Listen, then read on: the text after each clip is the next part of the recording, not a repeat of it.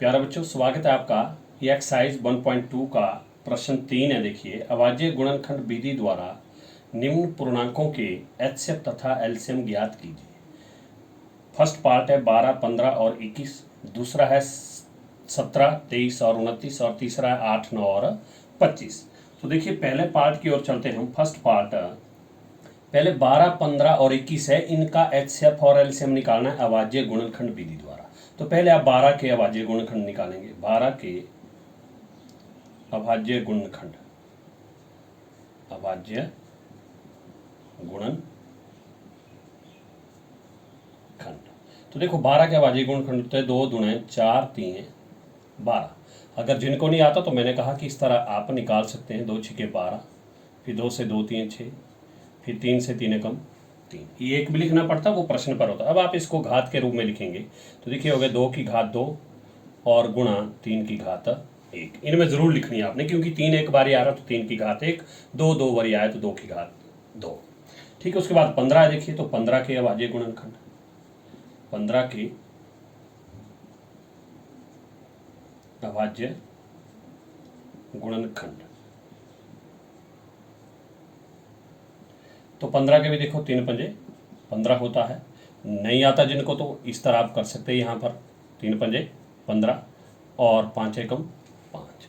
इसको भी आप घात के रूप में लिखेंगे तो 3 की घात 1 गुणा 5 की घात 1, क्योंकि 3 भी एक बारी है, 5 भी एक बारी है।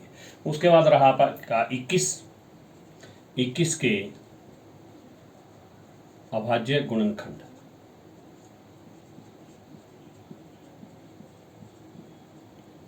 तो इसके भी देखिए 3 सते 21, यानी कि घात के रूप में 3 एकम 3 और 3 की घात 1 और 7 की घात 1। 21 के गुणनखंड निकालना चाहो तो आप इस तरह से निकाल सकते हैं, 3 सत 21 और 7 एकम 7। अब फिर आप एचसीएफ जब निकालना आपने, तो क्या होता है कि जो सबसे छोटी घात देखनी है। अब 3 पूर्णांक है हमारे पास, 2 में भी टैली करते हैं, 3 में भी टैली करना है आपने। देखिए यहाँ पर 2 की घात 2 इधर है, 2 की घात 2 नहीं है, कोई नहीं है। तो देखो कितने की घात सबसे छोटी घात देखनी, 3 की घात 1 इसमें भी है, और देखो 3 की घात 1 इसमें भी है, और 3 की घात 1 इसमें भी है। बाकी कोई नहीं हो रहा। देखो टैली, देखिए पहले 12 के सामने 3 की घात 1, और 15 के सामने भी 3 की घात 1, और 21 के सामने 3 की घात 1। यही आपका टैली हो रहा। तो आप लिखेंगे यहाँ पर, क्या लिखेंगे आप, कि यहाँ 3 की घात 1, ये 3 की घात 1 प्रत्येक अभाज्य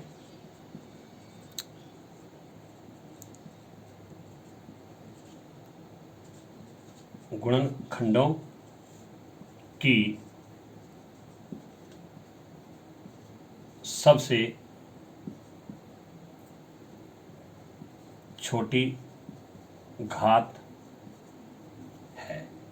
तो इसलिए एचसीएफ इनका 12, 15 और 21, यही जो है जो आपकी सबसे छोटी घात होती है। इसको ही आप जो टैली हो गए इनमें सारव गुणनखंड में, तो ये आपका एचसीएफ होगा 3 की घात 1, यानी कि 3 एक बार आ रहा तो सिर्फ 3, तो यह तो आपका एचसीएफ हो गया। एलसीएम के लिए हम सबसे बड़ी घातें लिखते हैं, जो आपके पास छूट गया है वो भी लिखना है, और जो बचा हुआ है वो सारा लेना, कोई भी नहीं आपने छोड़ना इसमें। अब लिखेंगे आप यहां, देखिए 2 की घात 2 ये भी लेंगे आप, कॉमा, उसके बाद 3 की घात 1 भी लेंगे। देखो 2 की घात 2 ले लिया, फिर 3 की घात 1 यहाँ है, यहाँ है, यहाँ सब में ले ली 3 की घात 1, और फिर 2 की घात 2 भी लिया, 3 की घात 1 भी ले लिया, ये भी आ गया, इसमें आ गया। फिर 5 की घात 1 तथा 7 की घात 1, 5 की घात 1 तथा 7 की घात 1 प्रत्येक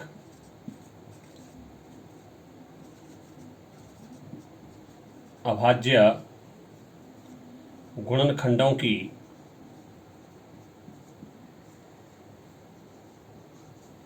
सबसे बड़ी घातें हैं, सबसे बड़ी घातें हैं। ये ध्यान रखना आपने, छोड़नी कोई नहीं। देखो 2 की घात 2 ले लिया, फिर उसके बाद 3 की घात 1 है, इसमें भी है, यहाँ भी इसका भी हो रहा टैली, ये भी हो गया टैली, ये भी ले लिया 3 की घात 1। उसके बाद 5 की घात ये भी आ गया, और तो नहीं है, वो भी आ गया इसमें। फिर बच गया 7 की घात 1, ये भी हो गया। तो सबसे बड़ी घातें हैं, तो आप लिखेंगे इसलिए एलसीएम इनका ही 12, 15 और 21। अब आप इनको सबको गुणा करेंगे, 2 की घात 2 गुणा, फिर 3 की घात 1 गुणा, फिर 5 की घात 1 गुणा 7 की घात 1। अब 2 की घात 2 का मतलब 2 दूने 4, 3 की घात 1 मतलब 3 एकम 3, 5 की घात 1 मतलब 5 एकम 5, 7 की घात 1 का मतलब क्या, 7 एकम 7। अब आप इनको गुणा करेंगे, 4 3 12, 12 पंजे 60, और 60 गुणा 7 420, 7 शून्य शून्य 7 के 42, 420। तो ये आपका आंसर होगा। अब दूसरा पार्ट है 17, 23 और 29। इसका भी आपने एचसीएफ तथा एलसीएम निकालना है अभाज्य गुणनखंड विधि द्वारा। तो फिर वैसे ही 17 के अभाज्य गुणनखंड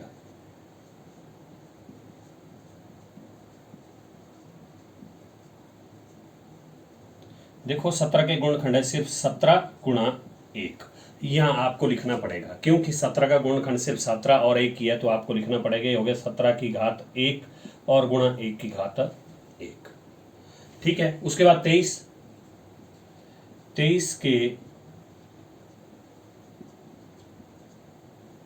अभाज्य गुणनखंड,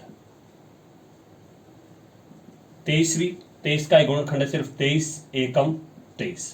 तो ये भी होगा आपका 23 की घात 1 गुणा 1 की घात 1। यहाँ लिखना पड़ेगा आपको, मैंने पहले कहा था आपको। उसके बाद 29, फिर 29 के अभाज्य गुणनखंड, 29 के अभाज्य गुणनखंड, 29 का भी किसी से नहीं होता, तो वो भी सीधा 29 से कम 29, ये आ गया 29 की घात 1 गुणा 1 की घात 1। अब आप इसमें देख सकते हैं, अगर इनका आपने एचसीएफ निकालना, तो देखो क्या टैली हो रहा है। देखिए 17 के सामने 17 और 1 है, 17 की घात 1 की घात 1, यहाँ पर 23 की घात 1 और 1 की घात 1, 29 की घात 1 और 1 की घात 1। तो यहाँ पर सिर्फ आपका सार्वभौम गुणनखंड के रूप में 1 की घात 1 कॉमन आ रहा है। तो आप लिखेंगे यहाँ 1 की घात 1 प्रत्येक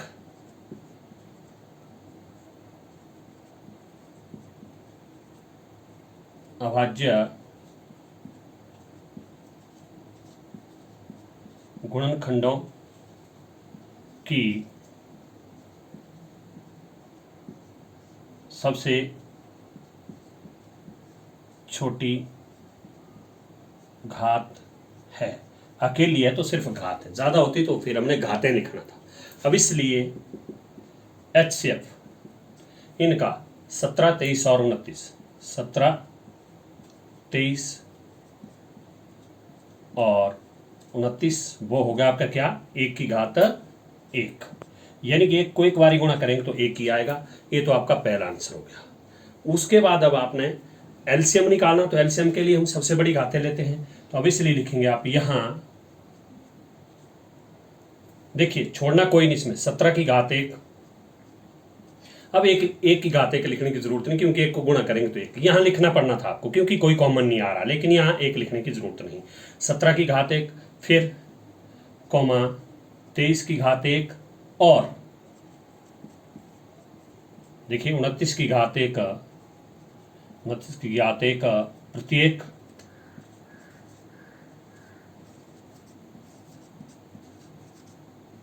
अभाज्य गुणनखंडों की सबसे बड़ी घातें हैं।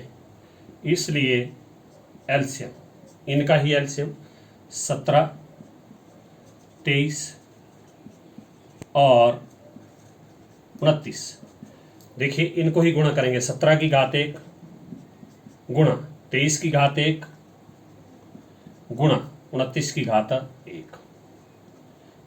अब 17 की घात 1 मतलब 17 को 1 बारी गुणा 17, 23 को 1 बारी गुणा 23, और 29 को एक बारी गुणा 29। अब आप इन सबको गुणा करेंगे, तो मैं यहाँ पर कर रहा हूँ, देखो 17 गुणा 23, 3 सते 21, 3 एकम 3 2 5, 2 सते 14, 2 एकम 2 एक 3, 1 9 और 3। अब रहा हमारे पास 29। अब देखिए 29 गुणा करेंगे,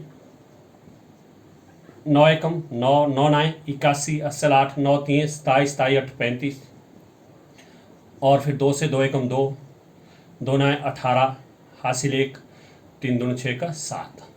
तो अब आप इनको जोड़ेंगे, 9 2 1 3, 8 5 13, 7 3 10, 1 11। तो ये आ गया 11,339 और ये आपका आंसर होगा। अब तीसरा पार्ट है, देखिए 8 9 और 25। फिर वैसे करेंगे आप, 8 के अभाज्य गुणनखंड, अभाज्य गुणनखंड, वैसे ही 2 दूने 4 दूने 8, और इनमें भी देखिए कॉमन नहीं होगा, मैं पहले लिख रहा हूँ, एक भी लिख रहा हूँ मैं, क्यों? तो देखिए 2 चौके 8, 2 दूने 4 और 2 एकम 2, कॉमन कोई नहीं होगा इसलिए लिख रहा हूँ। देखिए 2 की घात 3, क्योंकि 3 बार आया, तो गुणा 1 की घात 1। उसके बाद 9, 9 के अभाज्य गुणनखंड,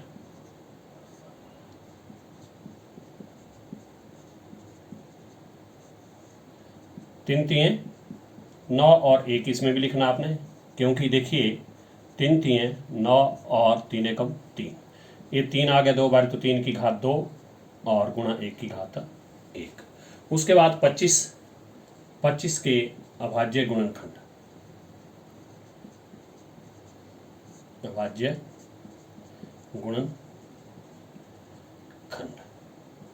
5 पंजे 25। फिर आपने एक यहाँ पर लिखना, क्योंकि 25 देखिए 5 पंजे 25 और 5 एकम 5, तो आगे देखो 5 की घात 2, क्योंकि 2 बार ही आ रहा है, 1 की घात 1।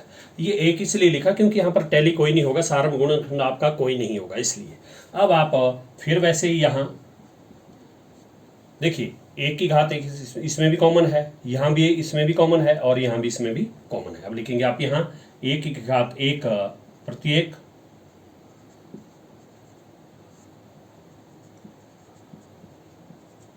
अभाज्य गुणनखंडों की सबसे छोटी घात है, तो इसलिए HCF। फिर वही 8 9 और 25, तो जो हमारी सबसे छोटी घात आई वो आई 1 की घात 1, यानी कि 1 को एक बारी गुणा करेंगे तो 1। ये हो गया आपका पहला आंसर। उसके बाद आपने एलसीएम निकालना, तो उसमें आप सबसे बड़ी घातें लेते हैं। फिर लिखेंगे आप यहाँ, देखिए छोड़ना कोई नहीं, 2 की घात 3 लिख लिया, कॉमा, फिर इसमें देखिए 1 की घात 1 लिखने की जरूरत नहीं, क्योंकि 1 को गुणा करेंगे वही आएगा, यहाँ आपको लिखना पड़ना था। अब 3 की घात 2, और लास्ट वाले में क्या है, 5 की घात 2, 5 की घात 2 प्रत्येक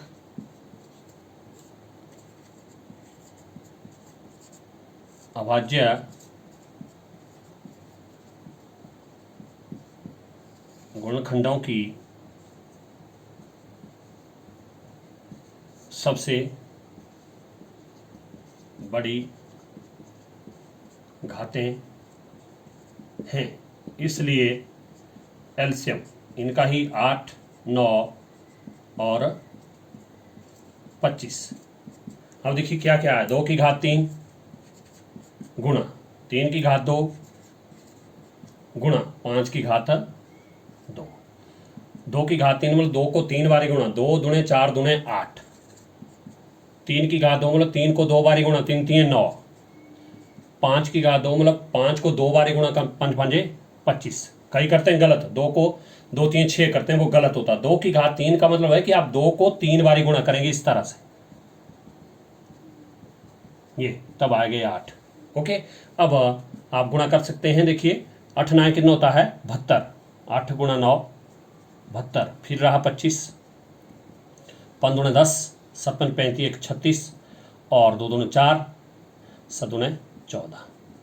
ये आगे देखो 0, 6 4 10, 4 3 7 1 8 और 1। तो ये आ गया आपका 1800 और ये आपका आंसर होगा।